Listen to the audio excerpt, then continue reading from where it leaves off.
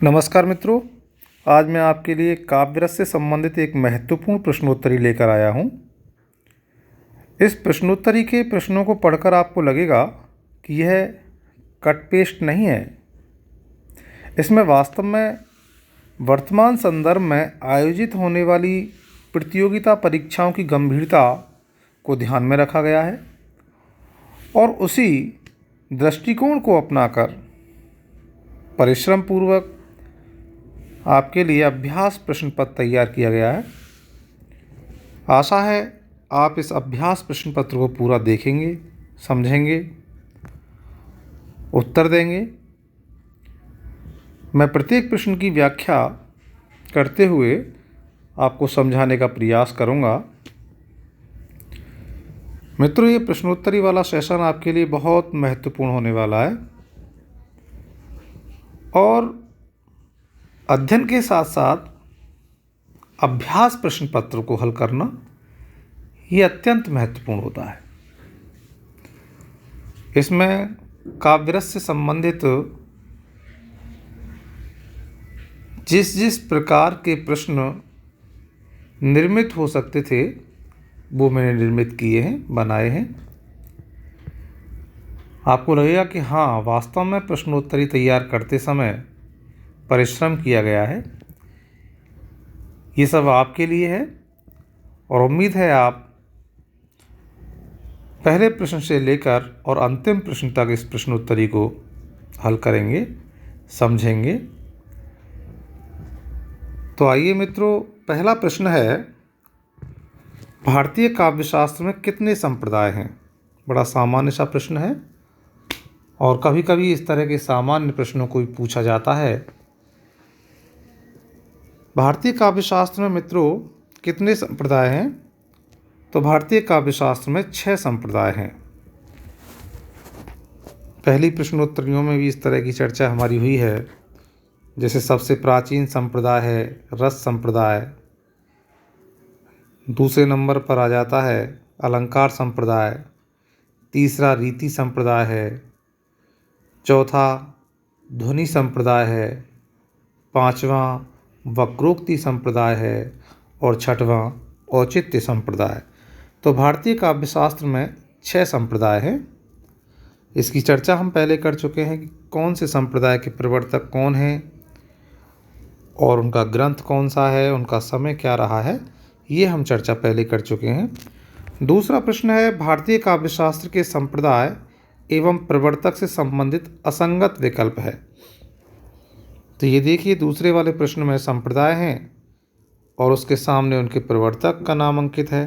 तो देखते हैं, देखिए, पहला संप्रदाय है रस संप्रदाय, जिसके प्रवर्तक आचार्य भरत मुनि, सही है ये। दूसरा ध्वनि संप्रदाय आचार्य आनंदवर्धन, ये भी सही है। औचित्य संप्रदाय आचार्य कुंतक और अलंकार संप्रदाय आचार्य भामय। तो अलंकार संप्रदाय आचार्य भामय का ये सही है। औचित्य संप्रदाय आचार्य कुंतक का नहीं है। औचित्य संप्रदाय आचार्य क्षेमेंद्र का है। तो असंगत विकल्प हो जाएगा तीसरा। अगला प्रश्न है,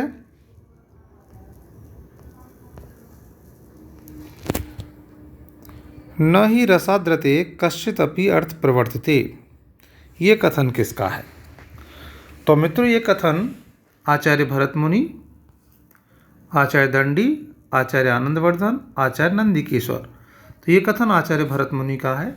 इसमें पहला विकल्प बिल्कुल सही है और हम इस बात को भली भांति जानते हैं कि आचार्य भरत मुनि का जो रस विवेचन है वो नाटक को दृष्टि में रखकर किया गया है।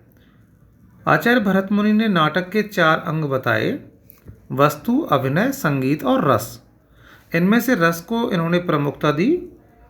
इनके अनुसार रस काव्य नाटक का प्रमुख तत्व है और रस के अभाव में नाटक का कोई भी प्रयोजन सिद्ध नहीं होता। इसी संदर्भ में उन्होंने ये बात कही कि न ही रसाद्रते कश्चित अपि अर्थ प्रवर्तते, यानी रस के अभाव में नाटक का कोई भी प्रयोजन सिद्ध नहीं हो सकता। तो इसमें पहला विकल्प बिल्कुल सही है। ये कथन आचार्य भरत मुनि का है। अगला प्रश्न, विभावानुभाव व्यभिचारी संयोगात रस निष्पत्ति, यह रस सूत्र किसका है? तो ये भी सर्वविदित है मित्रों। ये जो रस सूत्र है ये आचार्य भरत मुनि का है। विभाव, अनुभाव और व्यभिचारी भावों के संयोग से रस की निष्पत्ति होती है। ये रस सूत्र आचार्य भरत मुनि ने दिया। अगला प्रश्न है, भरत मुनि ने रस निष्पत्ति सूत्र में निम्न में से कौन सा अंग नहीं बताया? तो मित्रों, अभी हमने पढ़ा विभाव, अनुभाव, व्यभिचारी भाव, इनके संयोग से रस की निष्पत्ति होती है।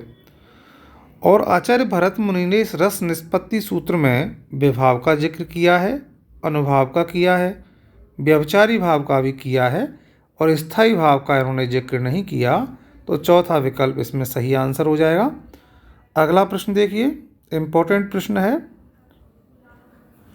निम्न में असंगत कथन बताइए। इम्पोर्टेंट प्रश्न है। स्थायी भाव पूर्व सिद्ध हैं जबकि रस पूर्व सिद्ध नहीं है। बिल्कुल सही है, क्योंकि स्थायी भाव सहृदय के चित्त में पहले से ही सुषुप्तावस्था में मौजूद हैं। तो स्थायी भाव तो पूर्व सिद्ध होते हैं लेकिन रस पूर्व सिद्ध नहीं होता। ये कथन बिल्कुल सही है।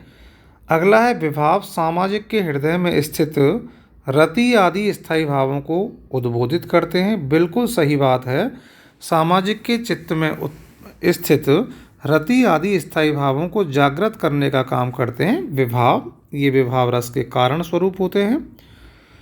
विभाव रति आदि स्थायी भावों का विभावन करते हैं। बिल्कुल सही है। विभावन का मतलब आस्वादन योग्य बनाते हैं। तो ये तीनों ही कथन संगत हैं और प्रश्न ये है कि कौन सा असंगत है। तो इनमें से कोई सा भी कथन असंगत नहीं है। सही आंसर चौथा हो जाएगा। तो इस तरह से ये ध्यान रखना है मित्रों कि कौन सा कथन संगत है और कौन सा कथन असंगत है। इस तरह के प्रश्न बहुत पूछे जाते हैं, अवधारणात्मक प्रश्न पूछे जाते हैं। तो ये ध्यान रखेंगे, आप अपने नोट्स भी प्रिपेयर करेंगे कि स्थायी भाव पूर्व सिद्ध हैं जबकि रस पूर्व सिद्ध नहीं होते। विभाव सामाजिक के हृदय में स्थित रति आदि स्थायी भावों को उद्बोधित करते हैं और विभाव रति आदि स्थायी भावों का विभावन भी करते हैं। उक्त में से कोई नहीं, तो कोई सा भी कथन असंगत नहीं होने के कारण चौथा विकल्प सही आंसर हो जाएगा। अगला प्रश्न देखिए, ये भी इम्पोर्टेंट है। अगला प्रश्न है, निम्न में संगत कथन बताइए। अब संगत पूछ रहा है, वो इम्पोर्टेंट प्रश्न है। तो मित्रों, कक्षा में भी हमारी इस तरह की चर्चा हुई है। रस के स्वरूप को लेकर के विकल्प बनाए गए हैं। रस अखंड एवं स्वयं प्रकाश है। बिल्कुल सही है। रस चिन्मय एवं वेद्यांतर स्पर्श शून्य है। ये भी सही है। रस ब्रह्मानंद सहोदर एवं लोकोत्तर चमत्कार प्राण है। ये भी सही है। इसका मतलब चारों ही कथन इसमें सही हैं। आचार्य विश्वनाथ ने रस के स्वरूप को लेकर के अपनी चर्चा की है। आचार्य विश्वनाथ ने साहित्य दर्पण में रस के स्वरूप पर प्रकाश डालते हुए कहा है, सत्वोद्रेक अखंड स्वय प्रकाशानंद चिन्मय वेद्यांतर स्पर्श शून्यो ब्रह्मास्वाद सहोदर है लोकोत्तर चमत्कार प्राण है कैश्चित प्रमात्र भी स्वयाकार अभिन्नत्वेन अयम आस्वाद्यते रस है। अर्थात रस अखंड होता है, रस स्वयं प्रकाश है, रस अपने आकार से अभिन्न रूप में आस्वादित भी किया जाता है, रस चिन्मय है, रस वेद्यांतर स्पर्श शून्य है, रस ब्रह्मास्वाद सहोदर है। इस तरह से रस को लोकोत्तर चमत्कार प्राण भी इन्होंने कहा है। तो रस के स्वरूप को लेकर के इन्होंने अपनी बात कही है और स्वरूप को लेकर के तीनों ही कथन बिल्कुल सही हैं। मित्रों, चूंकि रस के स्वरूप को लेकर के रस को अखंड भी बताया है, स्वयं प्रकाश भी बताया है, तो मैंने इसमें इस तरह के विकल्प रखे हैं कि एक विकल्प में ही रस के दो स्वरूपों की चर्चा हो गई है। तो आपको एक ही प्रश्न में रस के जितने भी स्वरूप हैं उन सब की यहाँ पर चर्चा हो गई। रस अखंड भी है, स्वयं प्रकाश भी है, रस चिन्मय है, वेद्यांतर स्पर्श शून्य है, रस ब्रह्मानंद सहोदर है, ब्रह्मास्वाद सहोदर है, लोकोत्तर चमत्कार प्राण है। उक्त सभी, इसका मतलब इसमें संगत कथन में हो जाएगा उक्त सभी। अगला प्रश्न, रस निष्पत्ति सूत्र में सर्वाधिक विवादास्पद शब्द कौन से रहे? इंपॉर्टेंट प्रश्न है। रस निष्पत्ति सूत्र भरत मुनि ने दिया, यत्र विभावानुभाव व्यभिचारी संयोगात रस निष्पत्ति इसका मतलब विभाव, अनुभाव और व्यभिचारी भावों के संयोग से रस की निष्पत्ति होती है और इस रस निष्पत्ति सूत्र में दो शब्द सर्वाधिक विवादास्पद रहे और वे दो शब्द हैं संयोग और निष्पत्ति। अगला प्रश्न, रस निष्पत्ति सूत्र के व्याख्याकारों में निम्न में से प्रथम आचार्य कौन से हैं? तो मित्रों, रस निष्पत्ति सूत्र के व्याख्याकारों में जो प्रथम आचार्य हैं वो आचार्य भट्टलोल्लट हैं। भट्टलोल्लट को ही रस निष्पत्ति सूत्र के व्याख्याकारों में प्रथम स्थान प्राप्त है। आचार्य भट्टनायक ने जो रस निष्पत्ति सूत्र की व्याख्या की है वो उत्पत्तिवाद के नाम से ना करके भुक्तिवाद के नाम से की है। भट्टलोल्लट ने उत्पत्तिवाद के नाम से की है, जिसको आरोपवाद भी कहते हैं। आचार्य शंकुक ने अनुमितिवाद के नाम से की है और अभिनवगुप्त ने अभिव्यक्तिवाद के नाम से की है। तो इनको भी याद रखेंगे, हालांकि अगले वाले प्रश्न में ये बात आ गई है। अगला प्रश्न है, रस निष्पत्ति सूत्र के व्याख्याकार और उनके मत से संबंधित कौन सा कथन संगत नहीं है? आचार्य भट्टलोल्लट उत्पत्तिवाद बिल्कुल सही है, इसे आरोपवाद भी कहते हैं। आचार्य भट्टनायक का भुक्तिवाद है, बिल्कुल सही है। आचार्य शंकुक का अनुमितिवाद है, बिल्कुल सही है। उक्त में से कोई भी नहीं। इसका मतलब कौन सा कथन संगत नहीं है यानी असंगत है, तो असंगत तो कोई सा भी नहीं है, ये सब संगत हैं। इसका मतलब चौथा विकल्प इसमें सही आंसर हो जाएगा। अगला प्रश्न देखते हैं। अगला प्रश्न है, निम्न में से संगत कथन नहीं है, तो ये इम्पोर्टेंट प्रश्न है। संगत कथन नहीं है यानी असंगत कथन हमको बताना है। सहृदय के अंतःकरण में वासना रूप में स्थित रति आदि जो स्थायी भाव हैं वो तभी तक स्थायी भाव कहे जाते हैं जब तक कि वे विभाव आदि द्वारा चर्व्यमाण अवस्था तक नहीं पहुंच पाते। चर्व्यमाण का मतलब आस्वादन है, आस्वाद है। इसका मतलब बिल्कुल सही है। सहृदय के अंतःकरण में वासना रूप में स्थित रति आदि जो भाव हैं वो तभी तक स्थायी भाव कहे जाते हैं जब तक कि वे विभाव आदि के द्वारा चर्व्यमाण अवस्था तक नहीं पहुंच पाते। ठीक है, पहुंच जाते हैं तो कहलाते हैं, तो सही है। अगला है, सामाजिक के हृदय में वासना रूप में स्थित रति, शोक आदि भावों के उद्बोधक जो कारण हैं, जगाने वाले जो कारण हैं, वो विभाव कहलाते हैं। बिल्कुल सही है। स्थायी भावों को प्रकाशित करने वाली आश्रय की बाह्य चेष्टाएं वो क्या कहलाएंगी?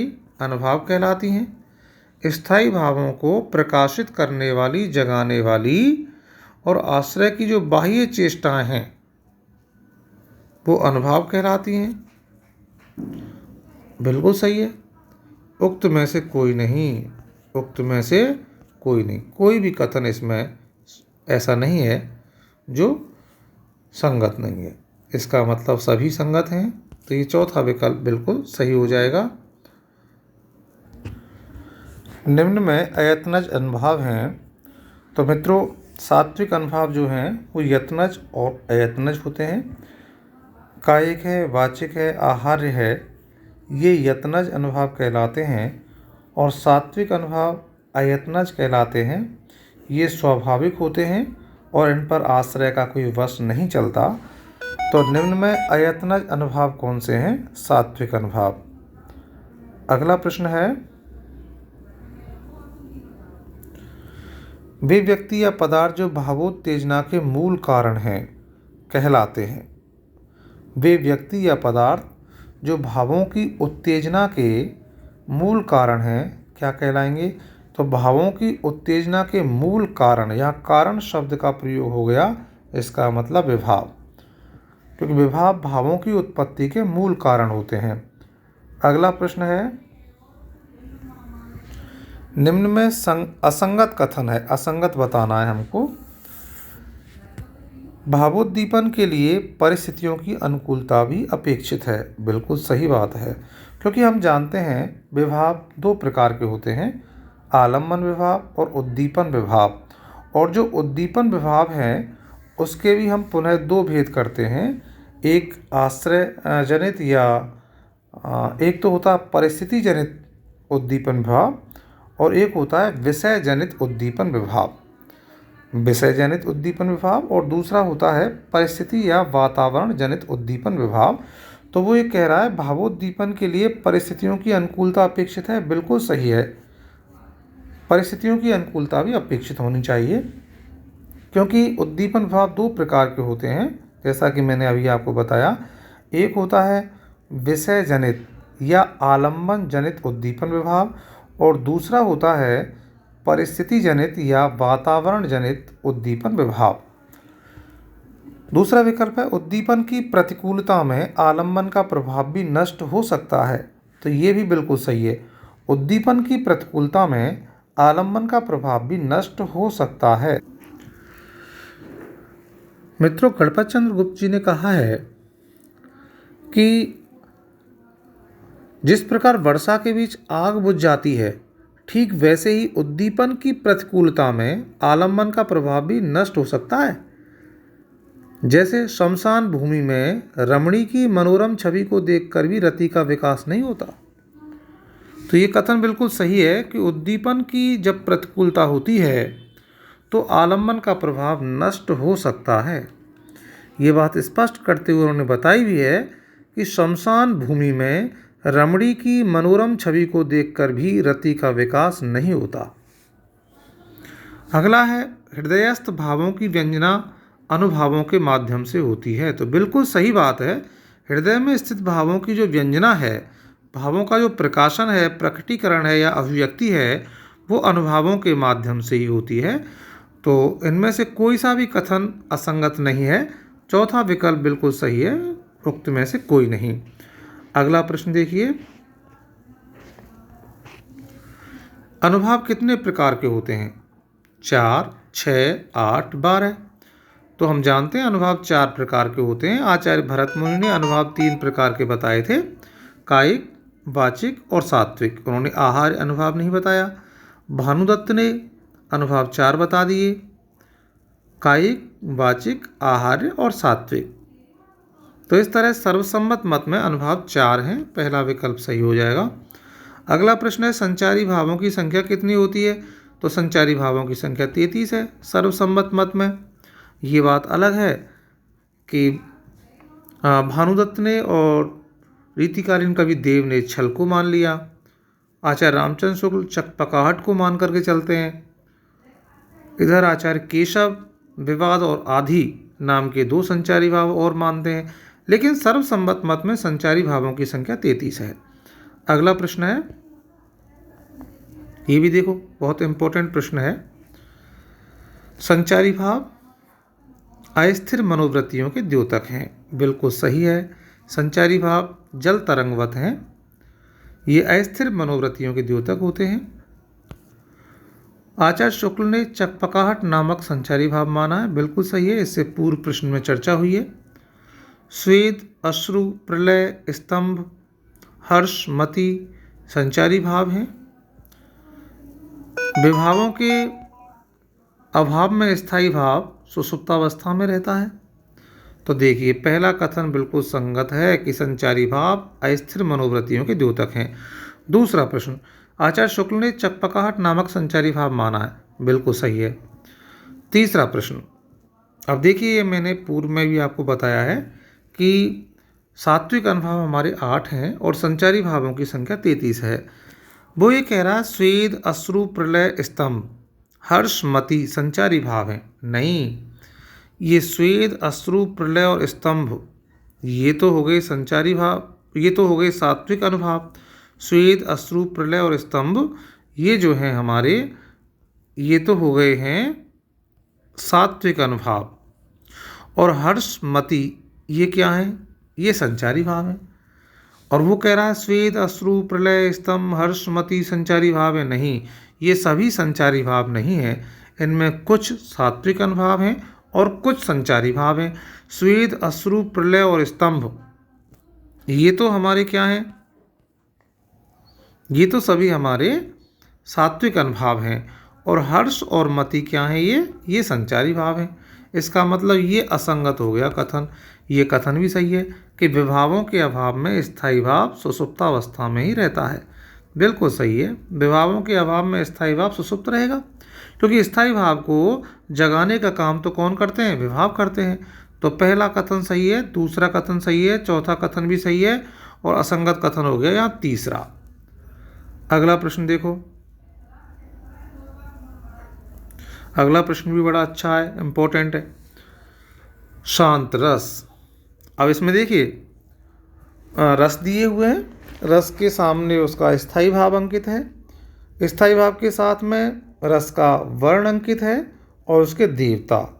तो ये एक बात नई बात निकल करके आई हमारे सामने, और इम्पोर्टेंट प्रश्न भी है। देखिए यहाँ तक हमें कोई दिक्कत नहीं है। रस और उसके स्थायी भाव में शांत रस का स्थायी भाव निर्वेद होता है, सही है, लेकिन इसका रंग कुंद होता है और श्री नारायण इसके देवता हैं। शांत रस के देवता श्री नारायण हैं, लक्ष्मी नारायण भी हो सकता है विकल्प में, और कुंद इसका जो है वर्ण है। श्रृंगार रस का स्थायी भाव रति है, श्याम वर्ण है इसका, और विष्णु इसके देवता हैं। वीर रस का स्थायी भाव उत्साह है, गौर वर्ण है वीर रस का, और महेंद्र इसके देवता हैं। उक्त सभी, इसका मतलब चारों ही विकल्प इसके बिल्कुल सही हैं। शांत रस स्थायी भाव निर्वेद, वर्ण कुंद, देवता श्री नारायण। श्रृंगार रस स्थायी भाव रति, वर्ण श्याम, देवता विष्णु।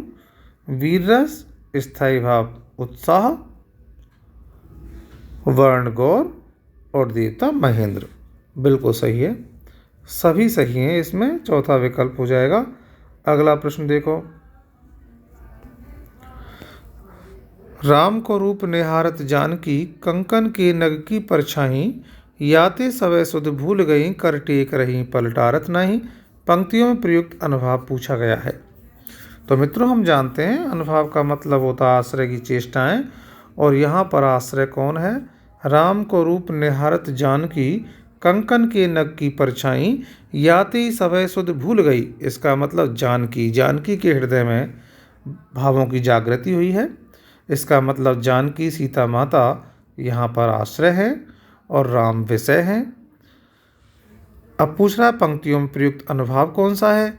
अनुभाव भी यहाँ पर व्यक्त है। याते सवै सुध भूल गई, प्रभु श्री राम के रूप सौंदर्य को देख करके सीता माता सब सुध-बुध खो बैठी। कर टेक रही पलटारत नहीं, अर्थात उनकी जो पलकें हैं, पलकों का झपकना भी बंद हो गया। तो यहाँ देखिए स्वेद है नहीं, स्वेद का मतलब तो पसीना होता है। प्रलय है नहीं, स्वरभंग भी नहीं है। स्तंभ यानी जब आश्रय का जो शरीर है वह जड़वत हो जाए,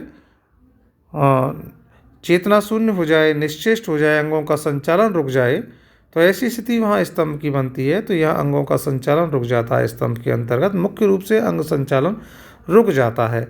तो यहाँ अंग संचालन रुक गया, और चौथा विकल्प इसमें सही है। अगला प्रश्न है।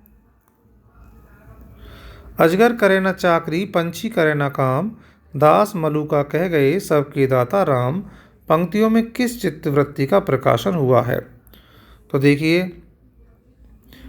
मरुकदास जी की पंक्तियां हैं और आलसियों का महामंत्र भी है। अजगर करे न चाकरी, पंछी करे न काम, दास मलुका कह गए सबके दाता राम। तो इसमें आलस्य हो जाएगा।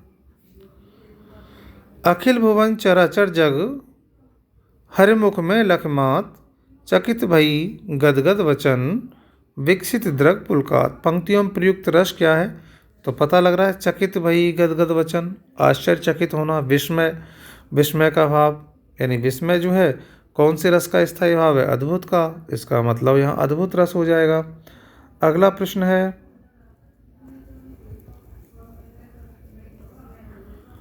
रस और उनके उद्दीपन विभाव के संबंध में असंगत है। इंपॉर्टेंट प्रश्न है मित्रों।